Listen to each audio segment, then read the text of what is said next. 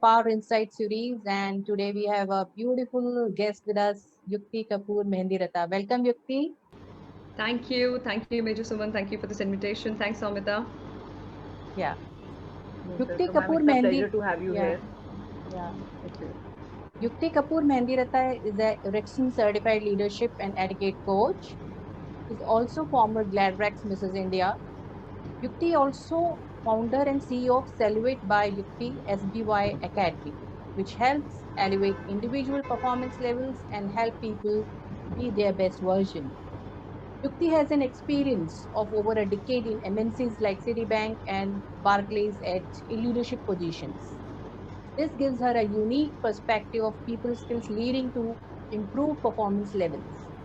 Yukti has also been awarded National Women Excellence Award 2018, extended by Indo-European Chamber of Small and Medium Enterprises. Yukti is also a Reiki master and a strong believer in karma. Her spiritual bent urges to bring out the same in her clients. So, welcome, Yukti.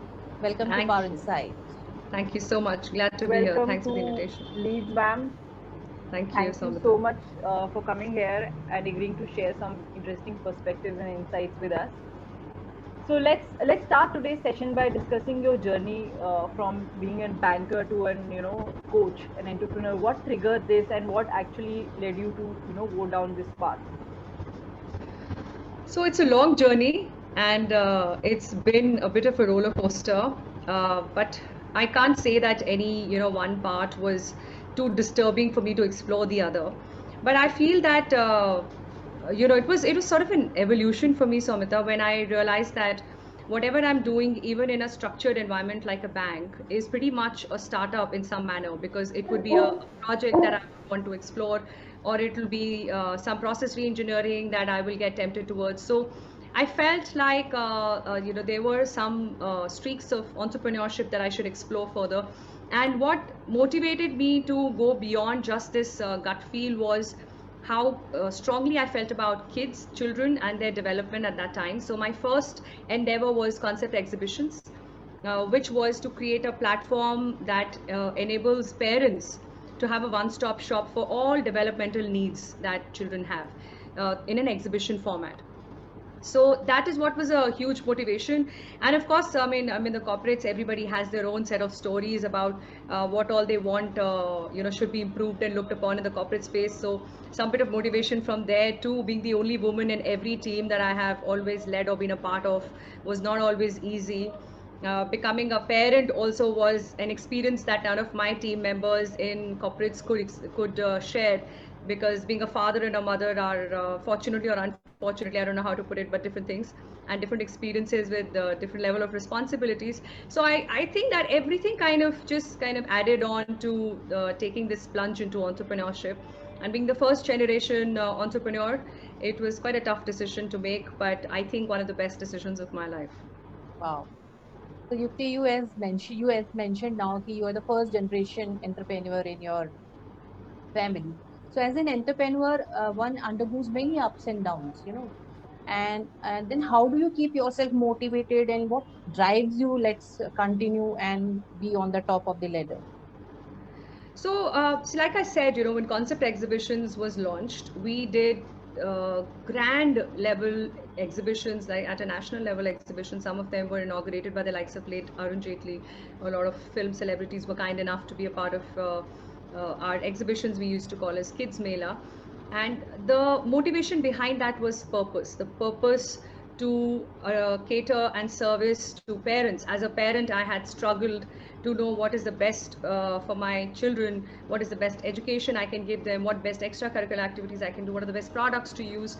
And as active as it is now, and everything is very easy to explore, but exhibitions was still a go-to place if you wanted to learn something or get True. everything under the same roof. And with time, when the digital space took over, I felt like this is not going to be a lasting format. And then Silhouette just happened to me, and again that was led by the purpose to serve. But here I was serving people and wanting them to accept who they are, and not struggle with it for their entire life until the last day, not knowing who they really are and what can be a reason for them to love themselves. Because I think each one of us has the ability to love and be loved, and each one of us is beautiful in more ways than one.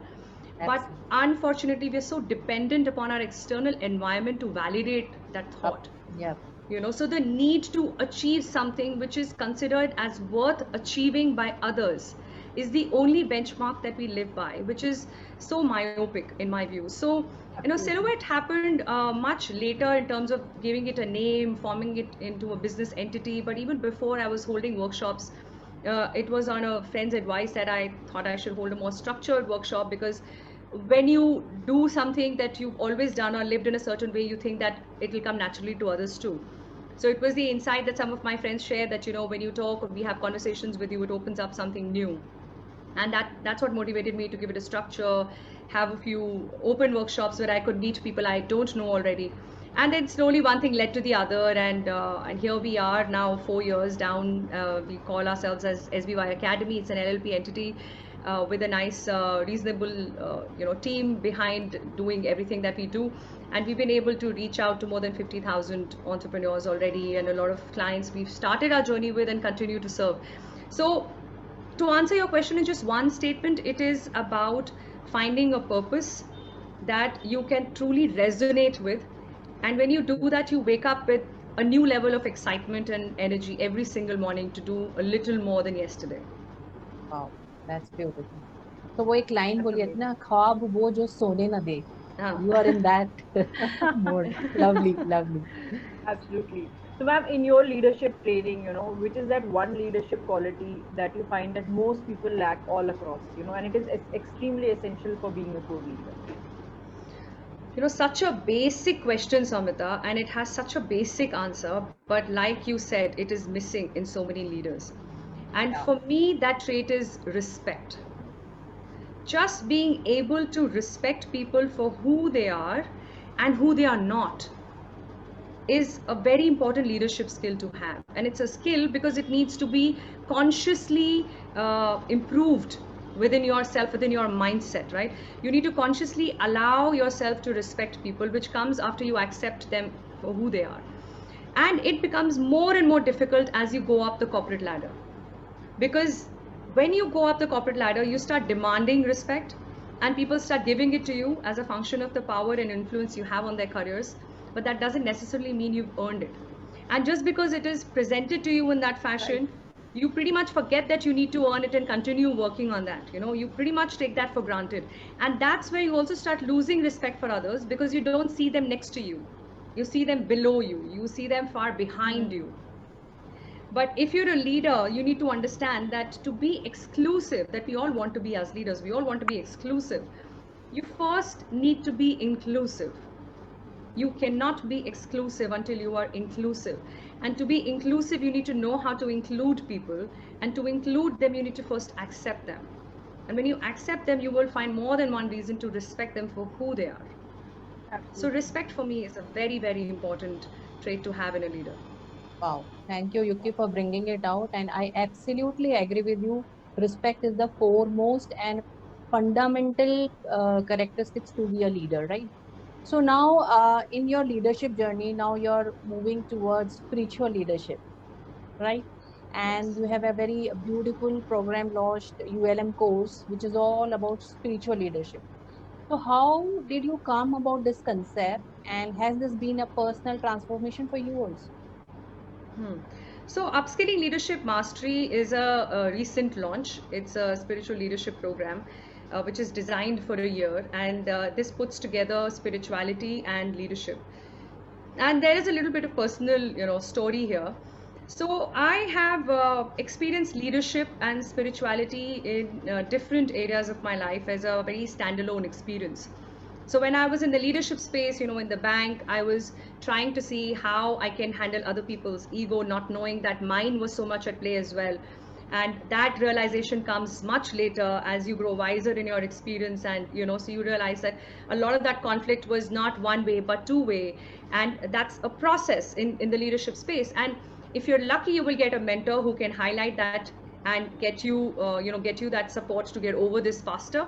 But most of us are not so lucky, and we don't get those mentors at the right time, which can speed up our space. So we kind of really waiting to stumble over some realizations. And then spirituality happened to me through Reiki. So when I signed up for Reiki and I wanted to learn Reiki, before becoming a Reiki master, you have to go through certain levels. And in that process, our Reiki Grandmaster also launched a spiritual program, which I enjoyed and learned a lot from for over 7 years. And that is what opened spirituality for me. And I felt that people who were in that space were still not bringing in those spiritual practices in their leadership space, which is such an obvious implementation of what you're realizing. So, what I realized and observed very closely in those 7 years was people opening up beautifully about their personal lives, their challenges, the gaps in their relationships. There are breakthroughs happening, there are meltdowns happening, yet restricted to only personal space. And I felt as if people are operating in silos, so I am spiritual here, and I am a leader here, and I am this yukti here, and I am this some other yukti here. And that is so much work to do, and that serves us in no way at all. To consciously be who I am not in any space is taking away what I can be in that space. So I felt like there has to be something that merges these two beautifully, because I feel that leadership has a lot to do with spirituality. Until you connect with your own self, you cannot explore and know the leader within you. And as esoteric as it might sound, it is true. We are all leaders. We are just not ready to lead, right? We have certain qualities, but we need to adapt the skill too. We have to learn that skill too.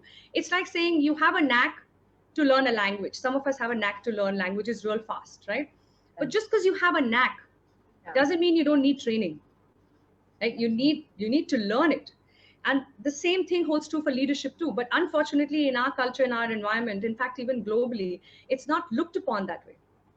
You have to just be a leader because you have a leadership role to play one day.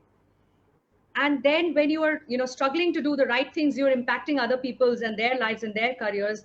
A lot of it cannot be reversed in a lot of ways. So you see the ripple effect that it starts creating. And the moment you bring in spirituality in this space, there is groundedness, there is connecting back to humility, there is connecting to your core, is going back to the basics. So for me, upskilling leadership mastery is a back to basics program. It's not a mastery in terms of now you're ready because you have 15 years of leadership experience. The day you're ready to be a leader in real sense, you're ready for this course. You're ready to bring in spirituality in your leadership space and be a much better leader, and a true leader, somebody who can be true to yourself. Wow, Yukti, it is really very exciting, and I am really curious, and I think viewer will also be very curious if you can throw some light upon how this journey of spiritual leadership takes place, like how you conduct it, how the whole journey about it. If you can throw some The light whole, on it. yes. Okay, so in this course, I have picked up 12 very relevant parts of our life, 12 different aspects of our life. And these are live master classes. So we meet once every fortnight and we go deep into one aspect at a time. So it's not just about sharing concepts or sharing knowledge, but bringing that to practice and picking up a challenge every single month to shift something in your life in that particular area. So, for example, the first month in this course is responsibility. Now, that's where, I need to clarify what responsibility really means. It's not just the ability to respond. It is the ability to be in the present moment. It is the ability to not feel the need to prove a point, right? So when you say, I'm responsible for my family, you are unconsciously or subconsciously creating a position for yourself in your mind as well. That it is me. There is that I that holds this piece together. There is that me, right? The need to be needed. If I'm not there, this family is just going to like fall apart. You with me? So we operate from that place when we talk about responsibility, whereas responsibility is far from putting yourself in the middle. Responsibility is about connecting yourself to your own core and understanding how aware you are about every present moment. How much can you be in the being and not in the doing? Whenever you talk about responsibility, it's all about doing. I'm responsible for earning. I'm responsible for keeping the house clean. I'm responsible for cooking. I'm responsible for raising my children. It's all doing, doing, doing, doing. And that doing keeps us on a high, the need to be needed. right? I need to be needed. So I need to keep doing something. I need to be more and more responsible for something. But what if you just drop the doing and just be in the being? Because that's when you're allowing experiences to happen. That's when you're allowing yourself to, Then I think you are an observer, right? yes, you're an observer, and you're also the recipient of all that life has to offer to you. You know, you're allowing life to serve you. Absolutely. You're not pulling through your life. So in responsibility, we drop the baggage of all the responsibilities that you think you have to start with. And then we move towards the being. You're not wanting to prove anything, creating that humbleness in our gestures, in our behavior, in our thought process. And that then progresses to another important element called forgiveness. And then we explore fears, we explore ego, resistance, right? And we go through love, what love really means. We go through hate, what hate really means. What does it do for us? Why is it needed? What can we do about it? And then we all conclude all these topics in the last month with servant leadership.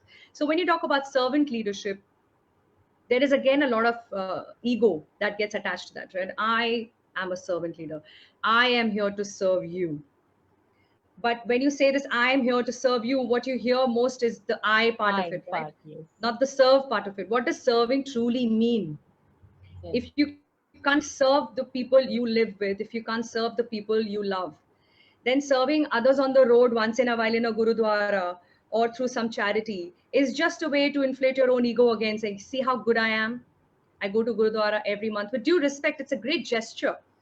But how deep rooted is this ability to serve is a bigger question to ask than to get to the act of serving. The act of serving is easy. So The what? ability to serve is difficult to So develop. somehow we learn to drop that I part. Is it? More than that, it is about connecting with what truly matters to you and not what necessarily looks good. You know, Very nice. I mean, if I have to serve, if I have to be a servant leader, what does service mean? What does it mean to serve? Does it mean that I need to use a certain resource? Does it mean that I'm okay if my name is not taken, I drop the credit and then I'm serving? Maybe not. Serving is a much deeper ability that you can create within yourself, and once you do that, Nasuman, you are able to bring that in every aspect. That's when you're truly serving your family too. You're not just Yes. serving food on the table, you're serving them with love, with Love. a lot of self-respect. With a Absolutely. lot of self-respect too. It's not like I am serving you so I'm lesser, or I can serve so I am higher. There is no Absolutely. position, right? I'm serving with all that Absolutely. I am because it serves me to serve you in a way that I don't have to prove it. So Beautiful. we conclude that with Absolutely. servant leadership, and it then becomes a way of life. So ULM is not just a course, it just is a way of life. So once you go through this journey, from it is something that you would not imagine when you sign up for it. It's a journey that requires 100% commitment, and Samita would know about it. Absolutely. And it's, I think, a lot about connecting with yourself. And so far, it's been a great experience for me. We are 3 weeks into the course now. And so it's a different kind of a course. One must sign up for it. So I have an audience question here. You know, I would Sure. just want to Okay. take it up. Otherwise, we'll lose it. While it's great to focus on etiquette, communication, and outward appearance to make the first impactful impression, how much is too much? How does one know what's the ideal balance between focus on core competencies and the peripheral appearances and the icing, as it were? Hmm. Very nice question. Okay, how much is too much? Yeah, Ha. So one word that comes very clearly in front of my eyes right now is authenticity, right? When you yeah, are authentic to who you are, you will know what is too much. So Absolutely. as much as I'm an etiquette coach and I'm a believer of putting yourself out there in a way that people can respect your presence, it does not mean that you have to be a style icon, you have to be a diva, or you have to be like someone you look up to. You are still who you are, and there is a way to put yourself out there in a better manner. There is a way in which we can groom ourselves within the comfort of our own personality, within that periphery that we have understood. And by the way, we'll keep exploring what our personality is. We still haven't understood. None of us really know Yes. what our personality is. So that's a curious space there, that you keep finding new things about you, and that just makes life even more interesting for me. But as much as you know about it already, how can you put yourself out there in a way that people can respect your presence, is what etiquette means. Etiquette does not mean being out of your skin. It does not mean powdering up your truth. It just means being able to show the basic respect that you deserve when you put yourself out there to the world. Having said that, it is absolute, silos or a different thing when it comes to competencies. So competencies and etiquette are not one over the other, or one on top of the other, or one more important than the other. Etiquette is your conduct, the way you behave, and that conduct shows respect, by the way, the quality we were talking about a while back. Etiquette is just the ability to respect the presence of people around you or things around you, the way you behave with a chair, the way you pull up a chair and sit, the way you sit on the table, the way you carry yourself over a meal, the way you talk to people, the way you stand up to greet them, the way you shake hands with them. Everything has an element of respect, and that's what etiquette means. It's not a drama, it's not a show off. It doesn't mean going over the top. It doesn't mean giving French kisses. That's not part of our culture. It doesn't come naturally to you. You don't have to do that. You go Yes, with namaste. absolutely. You go with who you are and bring in authenticity in that. And yet there is an element of etiquette that we can add, which is our way of showing respect. But competency is a different thing altogether. Competencies is the ability to perform what we are supposed to perform. Right? Competency is what helps us to polish our skills and then be better at the craft that we choose to follow to bring food to the table. So if my craft is, say, being a speaker, if that is my craft, then I need to build a competency to articulate myself better. I need to build a competency to improve my public speaking ability, to engage, to maybe storytelling is a competency I need to look at. Absolutely. Right? So that Right. will be work in progress forever. But that has nothing to do with etiquette. So both have to go together. And hence, I don't want to drop any one over the other. So sometimes people, like the well-wishers around want to give me this advice saying, drop etiquette or, drop leadership. Both are such big spaces to kind of explore. And I feel that Yeah. both are required to complete the picture. Then why should I be compelled to choose one over the other? It is leadership and etiquette because they both are important. Absolutely. Absolutely. True. So this gets me to another question. The tolerance of failure is decreasing drastically. We have discussed this earlier. Also, the patient levels are dipping, and how does this affect today's leaders? And the working environments they create, and the empowerment which they give to their teammates. Especially now because of instant gratification that we've got used to in social media. If you're doing this talk and it doesn't get reasonable amount of likes, then we would wonder if this was successful enough, was this useful enough, was it insightful enough, because Enough. the yardstick is the number of likes. And that's the era that we are living through. And in this era, what becomes even more important, and I consider that to be a strength for millennials, by the way, which they easily forget because they're seeking instant gratification, they also have the strength to live their life with purpose. And I see that in the young generation a lot more than it was in our generation or the ones before. Right? We have been taught and trained to earn because we have to continue doing things even if we don't like, because it brings food to the table. We get a job, we don't let that job go until there is no other way. Yeah. And that's what we've learned, and that's how we have lived our life pretty much until a turning point came and I plunged into entrepreneurship and you plunged into creating a platform such as this, right? So that's a separate issue altogether. But today's generation is absolutely fearless when it comes to being compelled to do things against their values, being compelled to follow rules over results.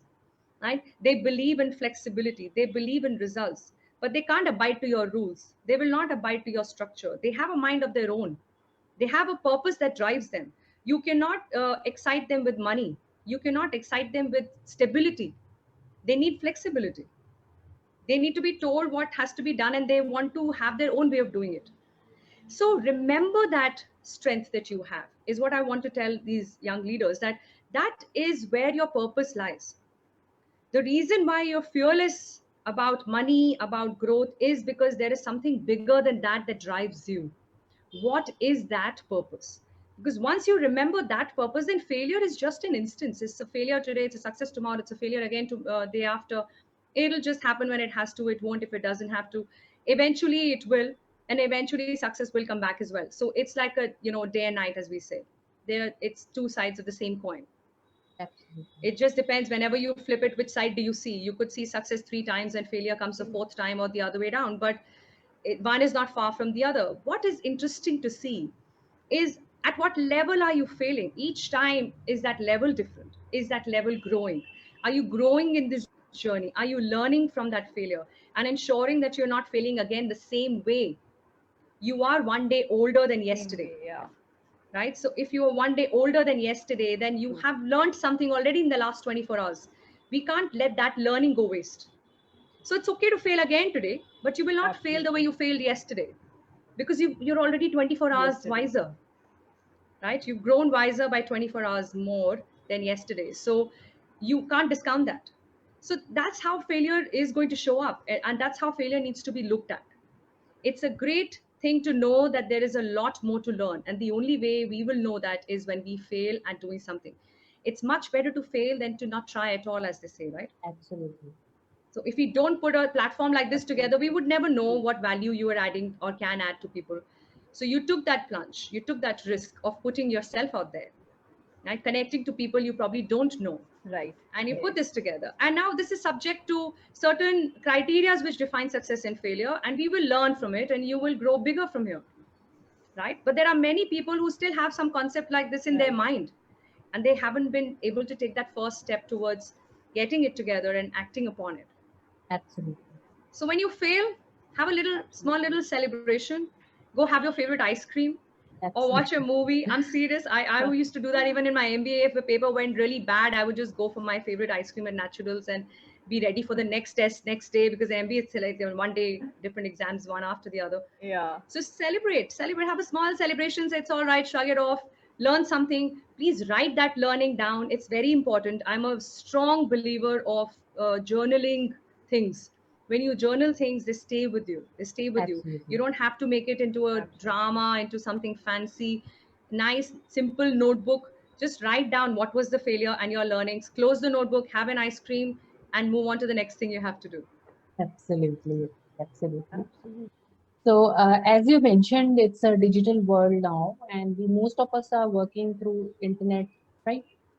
So there is a lot of sometimes toxicity sets in, So how do you detox yourself from the constant exposure and fatigue of internet? Hmm. Yeah, good Because question. all So the let me courses, admit. everything is online now. Yeah, Hmm. Yes. So, what happens is in the digital space, we have more flexibility than we had in the offline space, by the way, in terms of placing ourselves, right? We feel the need to be Absolutely, yes, glued we onto do. the screens more than we have to. So, as much as all our courses are online, they're not all happening like one after the other. They are paced out, they are planned in a way that there is a gap, because if that gap does not exist, then your productivity starts dipping, and then whatever you will do will not have 100% of the potential that you store, right, you have within you to offer. So if you want to leverage on your productivity, you will have to allow yourself enough breathers, enough breaks or space in between. So I often refer to cars because I love cars. Okay, so if you were to ask someone to imagine the best car, like, if you buy this car, then your life is a huge success. Like, you want to be seen driving that car and you will feel like, I've done something in this lifetime. So which yeah. one is that for you? So when you have a car like that, you can think of? I'm not fond of cars. Okay, so if I were to give you all the I can. money, there is, yeah, Fortuner. Samantha. Fortuner, right? Samita, tell. Fortuner. So she Okay. loves Fortuner and she wants to drive Fortuner. And if she is able to drive that black Fortuner, that awesome looking car, then she'll feel awesome about herself, right? And it's a powerful machine. You would agree, Samita? It's a very Yeah. powerful machine. It Yes, looks absolutely. big and It is. bulky, and it is just that strong as well. It's a lovely car. And you buy Fortuner, okay? And you put your pictures on Facebook, and the whole world thinks Samita has arrived. awesome stuff going on there. And then she takes the car to the road and she drives 1 mile after the other and the other and the other. But there will come a time when the car will say, you know what, I'm powerful, but I need some fuel. You've Yes. got to stop and let me rest. You've got to give a break to the engine. You've got to put fresh fuel in it. And then I can show you my power. So if the most powerful machine can break down if you don't let it breathe, then we are just humans. Human. We are Yeah. not machines. But we expect output from us as if we are not allowed to take a break at all. We can't break down. If we break down, we are over, we are finished. Of course not. If you don't take a break, you will be over finished, because that's called a burnout, right? Burnout. So we now talk about Yeah. burnout strategies, how to avoid burnout. How are you reaching to the point of burnout is my question. Why are you getting to that point of burnout? And are you truly achieving more than what you will be able to, or what you have potential for? Now, there is study done to prove that after every 45 minutes, you should take 15 minutes of break Absolutely. to bring in your 100% productivity. Human brain is not designed to concentrate for longer than 45 minutes, and our concentration spans are only reducing, they're not increasing. They're only reducing. Our attention span is much lower. But even if you have Much to lower. concentrate on an activity continuously, after 45 minutes, your productivity is dipping, whether you like it or no, whether you accept it or no. So the moment you give that little break of leaving your machine, having a glass of water and coming back, having a cup of coffee or chai or whatever and coming back, you are allowing that 15 minutes break to happen, and then you dive in for the rest of what you have to do. So it is an element of self-love and self-respect that we need to bring into the way we function every single day. It should not be a function of the set of achievements that we have been able to gather to say that now this is enough for me to respect myself. I've got this excellency award, I've got this award, I've got that certificate, and now I can respect myself. I should have enough respect to say that, you know, my body is right now asking for water and I'm going to give it. And that is respect, isn't it? And we deprive ourselves of that Absolutely, basic yes. need, that basic level of respect, and we're looking for respect from the world. So for me, taking these breaks and disconnecting from digital space is a way to show some respect to your body, to the ask that your body is clearly telling you, and not to get it to a burnout state. Absolutely. Agree. So, strategically, we Absolutely. also kept our leads show for 35 to 40 minutes to respecting our guests and our viewers, right, Samita? Great calculation Yeah, there. Makes I Yeah, know, sense. but we always go over time. yeah, Yeah. So, I want to know, you are a mentor and coach to so many, and like, do you have a mentor and coach for yourself? Because Many. coaches also need coaches, right? Absolutely. Yeah. A coach who doesn't have a coach needs to worry, because coaches need to be work in progress Yeah. just as much as anybody else. And I have multiple coaches. I have a coach for health and fitness. I have a coach for strategies and business discussions. I have a spiritual coach. So there are different people. I have a coach that is, just critical. He's just responsible to look at my work in a critical way to add value, can give constructive feedback, a great friend, but I absolutely look up to him as my coach. So if I develop something new, it first goes on to his table for his views. Right. So I call him my coach, and he's a mentor to me. And by the way, I strongly advocate that we all should be on a lookout for multiple mentors, depending upon what are our asks and needs and what we do in our life, and definitely one coach, someone who can guide you and lead you from the outside. So as much as people think a coach has to be someone who has done what I am doing, done there, been there, done that, that is not a coach. So a coach absolutely. is somebody who can guide you from the outside. So I don't have to be who you are or understand your business or understand your work. I can still guide you because I can look at your life and the way you're living it from the outside. And that perspective is missing in us. And hence a coach fills that gap. It's a mentor who's been there, done that. It's a mentor who's a senior in the industry, who is probably your role model for the way they have performed that particular task which you are signing up for. And hence they can give you an insight of how it is done in a better way. So that's a mentor. Understanding what you want is more important, first, than to just go and grab someone and call somebody a mentor and not know what to expect from them.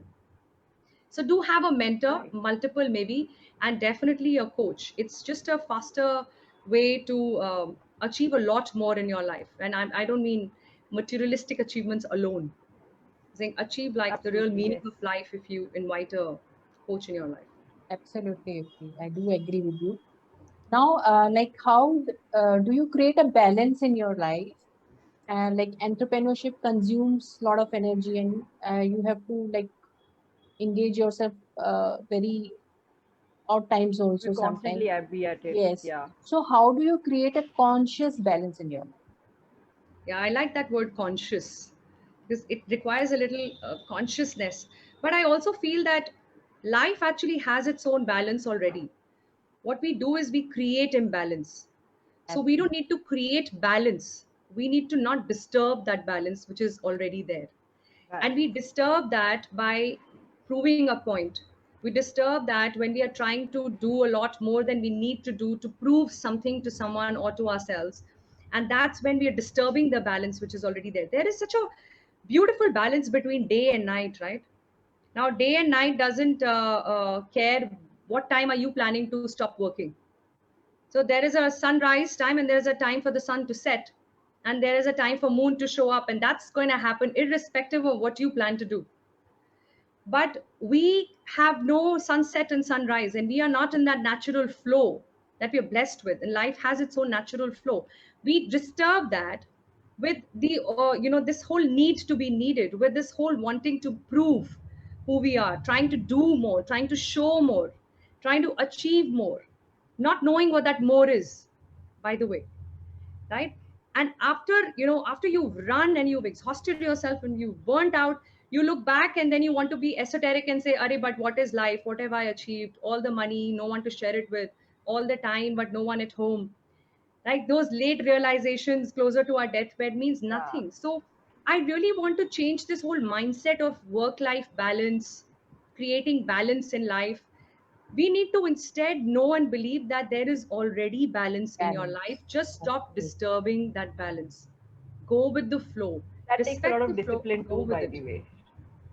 Yes, Yes. it takes discipline and it takes communication also, Somita, because as much as we Yes. may understand this in the room right now, then there are families, there are people we will go back to, and they are probably still in this thought of creating balance. There is so much doing. I need to create balance.